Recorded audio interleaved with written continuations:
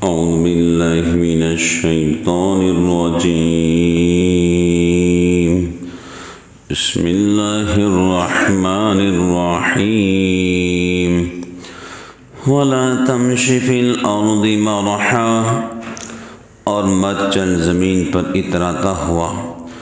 إنك لن تخرق الأرض ولن تبلغ الجبال طولا، تو پھاڑ نہ ڈالے گا زمین کو اور نہ پہنچے گا پہاڑوں تک لمبا ہو کر.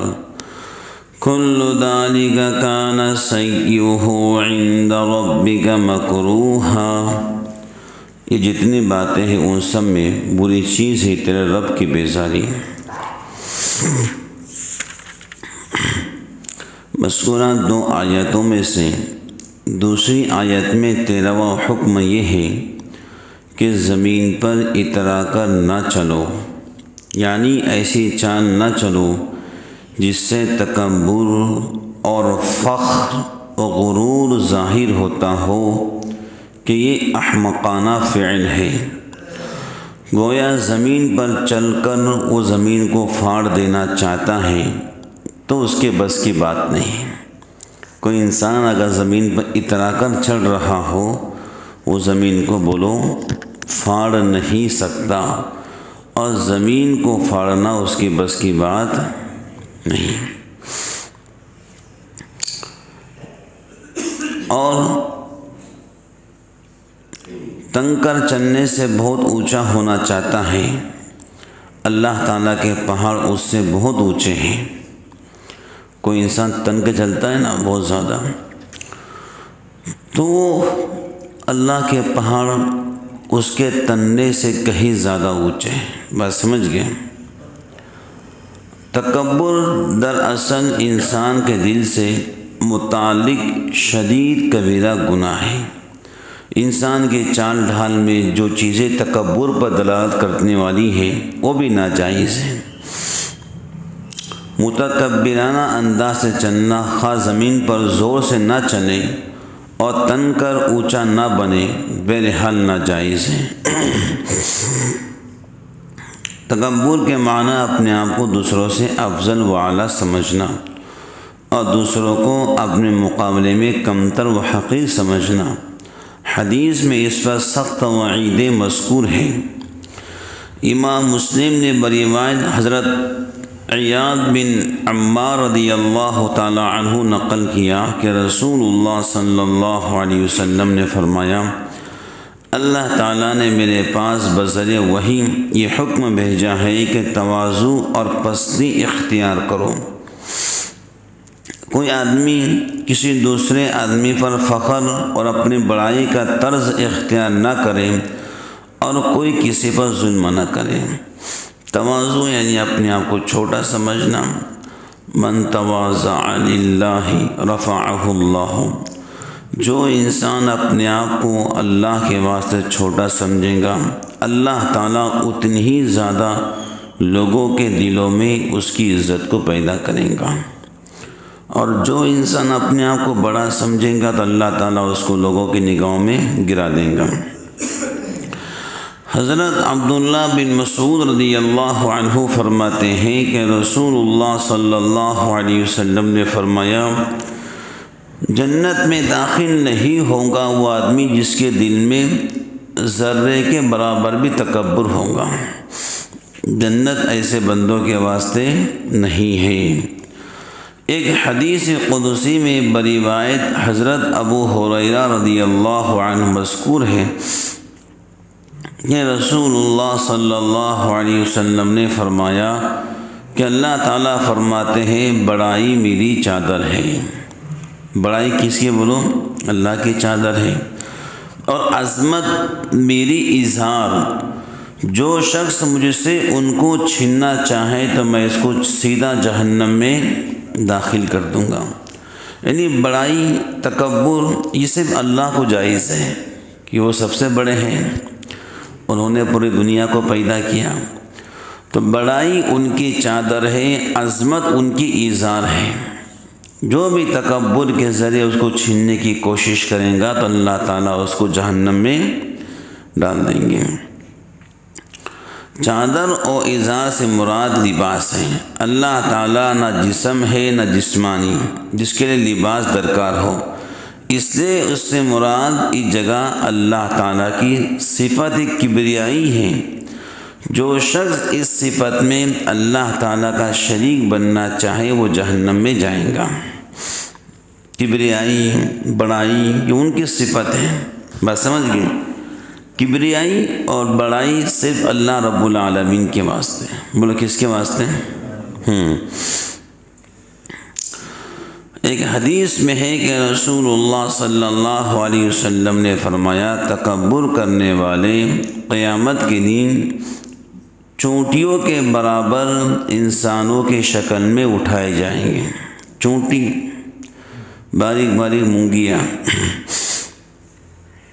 چھوٹی چوٹیوں کے برابر انسانوں کے شکل میں اٹھائے جائیں گے، جن پر ہر طرف سے ذلت و خواری برستی ہوں گی، ہر طرف سے۔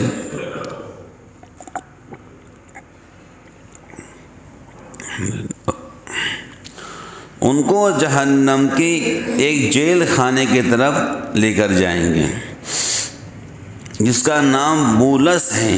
ان پر سب آگوں سے بڑی تیز آگ چڑھی ہوں گی اور پینے کے لیے ان کو اہل جہنم کے بدن سے نکلا ہوا پیپ اور خون دیا جائے گا۔ جو انسان تکبر کرے گا اللہ تعالیٰ اس کے جسم کو چونٹی کا بنا دیں گے، وہ جہنم کے جیل خانے میں جائیں گے اور اس جیل خانے کی آگ سب سے خطرناک ہوں گی۔ وہاں پر اللہ تعالیٰ ان کو ڈالیں گے پینے کے لیے جہنمیوں کا پیپ جو جلنے کی وجہ سے نکلے گا اور خون ان کو دیا جائے گا۔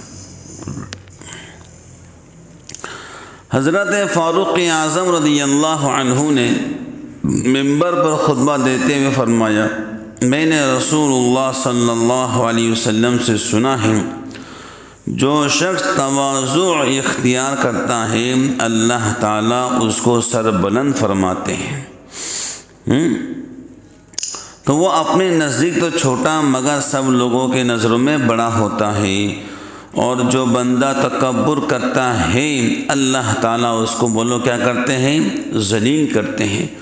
تو وہ خود اپنی نظر میں بڑا ہوتا ہے لیکن لوگوں کے نظر میں وہ کتے اور خنزیر سے بھی بدتر ہوتا ہے۔ اللہ محفوظ فرمائے۔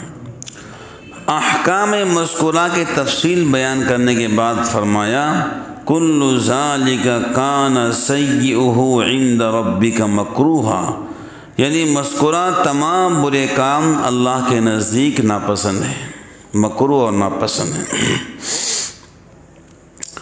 تو انسان کو بندگی اللہ تعالیٰ کی اچھی لگتی ہے، بڑے بول اللہ تعالیٰ کو بالکل ہی پسند نہیں ہے، بات سمجھ گئے؟ تو بڑے بول پر اللہ تعالیٰ کی پکڑ آتی ہے، ہم جیسا کوئی نہیں، اب پتہ نہیں بھئی حالات بول کر تھوڑی آ سکتے ہیں، کسی پر بھی حالات بول کر نہیں آتے ہیں۔ ایک بندہ تھا، اس نے اپنے دوستوں سے پوچھا تمہارے پاس پیسہ کتنا ہے؟ انہوں نے کہا بھائی گزارا ہو جاتا ہے۔ کسی اور کو پوچھا تمہارے پاس پیسہ کتنا ہے؟ بھائی گھر چل جاتا ہے۔ تیسرے کو پوچھا تمہارے پاس پیسہ کتنا ہے؟ کہ بھائی گھر چلتا ہے لیکن کبھی کبھی سوچنا پڑتا ہے کہ لائے کہاں سے۔ اب اس نے کہا بھائی تم کو سوچنا پڑتا لائے کہاں سے، مجھے سوچنا پڑتا لگاؤ کدھر۔ اللہ نے دیا تھا، بڑی دولت تھی، چوک میں کھڑے ہو کر کہا تھا اس نے کہ میرے پاس اتنے پیسے ہیں کہ میری کئی نسلیں بیٹھ کے کھا سکتی ہیں۔ اس کے اپنے کھیت میں ریلوے کے 2 اسٹیشن تھے، اب زمین کتنی بڑی ہوگی۔ اللہ کی شان، بڑا مالدار تھا، بڑا رئیس تھا، لیکن زبان سے بڑے الفاظ بول گیا، زبان سے بڑے الفاظ بول گیا کہ میرے پاس اتنا ہے کہ لگاؤ کدھر۔ اللہ کی شان، جوانی میں انتقال ہو گیا، بیٹا چھوٹا تھا بڑا ہوا، ایک ہی بیٹا، دنیا کی دولت، بینک بیلنس، زمین، پلاٹ، فلائٹ۔ اب جب جوان بچہ ہیں تو دوست بھی پھر جی اچھے اگر نہیں ملے تو برے مل جاتے ہیں، اور جن کے پاس پیسہ ہو تو وہ تو کمی نہیں برے دوستوں کی۔ صحبت صالح ترا صالح کنت، نیکی صحبت تجھے نیک بنائیں گی، بروں کی تجھے برا بنائیں گی۔ اللہ کی شان، دوست غلط ملے، غلط دوستوں کی طرف سے پیسہ اڑنا شروع ہو گیا، ایسا پیسہ اڑتا رہا اڑتا رہا اڑتا رہا کہ ہر وقت عیاشی کے اندر، کبھی یہاں تو کبھی وہاں، کبھی یہاں کی شراب تو کبھی وہاں کا کلب۔ ایک زمانہ گزر گیا، سارا بینک بیلنس ختم ہوا، زمینیں بکنا شروع ہوئیں وہ بھی ختم ہو گئیں، گھر بکنا شروع ہوئے وہ بھی ختم ہو گئے، پلاٹ فلائٹ بکنا شروع ہو گئے وہ بھی ختم ہو گئے، کیونکہ گناہوں میں لذت ہے، لذت جاتے رہیں گے، گناہ باقی رہے گا۔ لیکن لت لگی ہوئی تھی، بولتے نا شیر کے منہ کو خون لگ گیا، ایسے لت لگی ہوئی تھی۔ تو اللہ کی شان دیکھو کہ جس گھر میں رہتا تھا وہ گھر بیچنے کی نوبت آ گئی، وہ گھر بھی بیچ دیا، فٹ پاتھ پر آ گیا۔ لوگوں نے اپنی آنکھوں سے دیکھا، جس چوک پر کھڑے ہو کر اس کے باپ نے کہا تھا میرے پاس اتنا پیسہ ہے کہ میری کئی نسلیں بیٹھ کے کھا سکتی ہیں، اسی چوک پر اسی جگہ لوگوں نے اسی کے بیٹے کو جو عیاش بناتا بھیک مانگتے ہوئے دیکھا ہے۔ 2 روپے دے دو، 3 روپے دے دو، اللہ اکبر کبیرہ۔ یہ بڑے بول کے نوست بڑی خطرناک ہوتی ہے، آج نہیں تو کل پکڑ میں انسان آ ہی جاتا ہے۔ اس واسطے عاجزی اور تواضع اللہ تعالیٰ کو بہت پسند ہے۔ بالخصوص گھر کی خواتین بہت بڑے بول جاتی ہیں، مثلاً گھر میں جو ہیں جٹھانی بھی ہے، دیورانی بھی ہے، ننند بھی ہے۔ بعض وقت دیورانی مالدار ہوتی ہے، جٹھانی غریب ہوتی ہے، بعض وقت جٹھانی مالدار ہوتی ہے، دیورانی غریب ہوتی ہے، ننند غریب ہوتی ہے، تو وہاں پر بہت حقارت چلتی ہے۔ کیا چلتی ہے؟ تو یہ بڑے بول ایسے ہوتے ہیں کہ آگے چل کر خواتین کو تو نقصان ہوتا ہی ہوتا ہے، لیکن ان کے ساتھ ساتھ ان کے بچوں کو نقصان ہوتا ہے۔ اللہ تعالیٰ دنیا کو چھین لیتے ہیں۔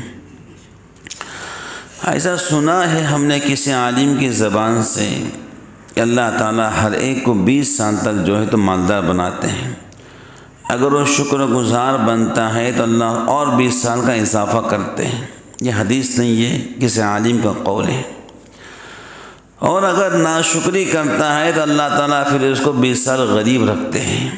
اللہ تعالیٰ ہم سب کی حفاظت فرمائے۔ تو اللہ تعالیٰ نے جو بھی دیا ہے، جیسا بھی دیا ہے، ہم شکر گزار بنے۔ کیا بنے بولو؟ ابھی ہم سب صحت کے عالم میں ہیں، اللہ کا شکر ہے، تو اس پر جو ہے ہم اللہ تعالیٰ کا شکر ادا کریں۔ اللہ اپنے بیماریوں سے بچایا اور ہمیشہ ہمیں بیماریوں سے محفوظ فرما۔ بات سمجھ گئے؟ کسی بھی طریقے سے ہمارے اندر بڑائی نہیں آنا چاہیے۔ بڑائی تو صرف اللہ کو سجتی ہے، ان کو جچتی ہے، کیونکہ وہ خود پورے کائنات کے بادشاہ ہیں۔ بات سمجھ گئے؟ وَلِلَّهِ الْعِزَّةُ وَلِلرَّسُولِ وَلِلْمُؤْمِنِينَ، عزت تو اللہ کے لیے ہے، اس کے رسول کے لیے اور اہل ایمان کے لیے ہے، لیکن منافق اس کو جانتے نہیں۔ وَلَكِنَّ الْمُنَافِقِينَ لَا يَعْلَمُونَ، منافق جانتے نہیں اس کو۔ تو تواضع رکھنے سے انسان بہت اونچے مقام پر بولو پہنچ جاتا ہے۔ مذکورہ 15 آیتوں میں جو احکام بیان کیے گئے ہیں وہ ایک حیثیت سے اس سعی و عمل کی تشریح ہے جو اللہ تعالیٰ کے نزدیک مقبول ہو، جس کا ذکر 18 آیتوں سے پہلے آیا ہے۔ وَسَعَى لَهَا سَعْيَهَا، جس میں یہ بتلایا گیا تھا کہ ہر سعی و عمل اللہ تعالیٰ کے نزدیک مقبول نہیں، بلکہ صرف وہی جو رسول اللہ صلی اللہ علیہ وسلم کی سنت اور تعلیم کے مطابق ہو۔ اس بات کو یاد رکھو، ہمارا ہر عمل وہی قابل قبول ہے جو رسول اللہ صلی اللہ علیہ وسلم کے سنت کے مطابق ہو۔ ہمارے طرف سے کوئی بھی عمل ہو، اگر وہ سنت نہیں ہے، چاہے کتنا بھی اچھا ہو، وہ اللہ کے پاس قابل قبول نہیں ہے۔ بات سمجھ گئے؟ وہی عمل قابل قبول ہے جو سنت کے مطابق ہو۔ حضرت نبی پاک علیہ السلام کے اندر جو ہیں کتنی زیادہ تواضع تھی، کتنی زیادہ انکساری تھی۔ مجمع کے اندر کبھی بھی اپنے آپ کو بنا کے نہیں بیٹھتے تھے۔ آج تو ہم دیکھتے ہیں مجمع لگتا ہے تو لوگ تلاش کرتے ہیں کہ لوگ ہم کو جگہ دیں۔ ارے بھائی، مجمع لگ گیا ہے، جہاں جگہ ملے بیٹھ جاؤ۔ بات سمجھ گئے؟ جہاں جگہ ملے، اب کوئی ضرورت نہیں ہے ادھر ادھر جو ہیں۔ حدیث میں آتا ہے نا، مجمع لگا ہے تو فلاں کے مت آؤ۔ کیسے مت آؤ؟ فلاں کے مت آؤ، جہاں جگہ ملے بیٹھ جاؤ۔ جگہ تم کو ملی وضو خانے پاس، وہی بیٹھ جاؤ، کوئی ضرورت نہیں فلانگنے کی۔ اگر آپ فلانگ کراؤ گے تو روایت میں آتا ہے اللہ آپ کی پیٹھ کو جہنم کا پل بنائے گا۔ کیا بنائے گا؟ لیکن لوگ سمجھتے ہی نہیں بات کو۔ ارے بھائی، حضور کی پوری زندگی دیکھو، جہاں مجمع لگا ہے، جہاں جگہ ملی بیٹھ گئے۔ آپ نے آپ کو کبھی نمایاں نہیں بنایا۔ کیا نہیں بنایا بولو؟ نمایاں۔ تو تواضع اور عاجزی انسان کو بزرگان دین بہت آگے پہنچاتی ہے۔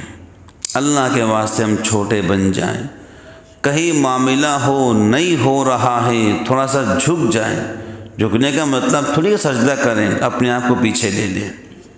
بس سمجھ گئے؟ کہ جھگڑا ہو رہا ہے اپنے آپ کو پیچھے لے، چھوڑ دو اللہ کے واسطے۔ آپ کتنا بدلہ لے سکتے ہیں؟ اس نے ایک مارا، آپ ایک ہی مار سکتے ہیں۔ اللہ پہ چھوڑیں گے تو اللہ اچھا بدلہ لے سکتے ہیں۔ بس سمجھ گئے؟ تو عاجزی اور انکساری انسان کی زندگی کا ایک بہترین اور قیمتی جوہر ہے۔ کیا ہے بولو؟ قیمتی جوہر۔ ابو جہل کے اندر کیا تھا؟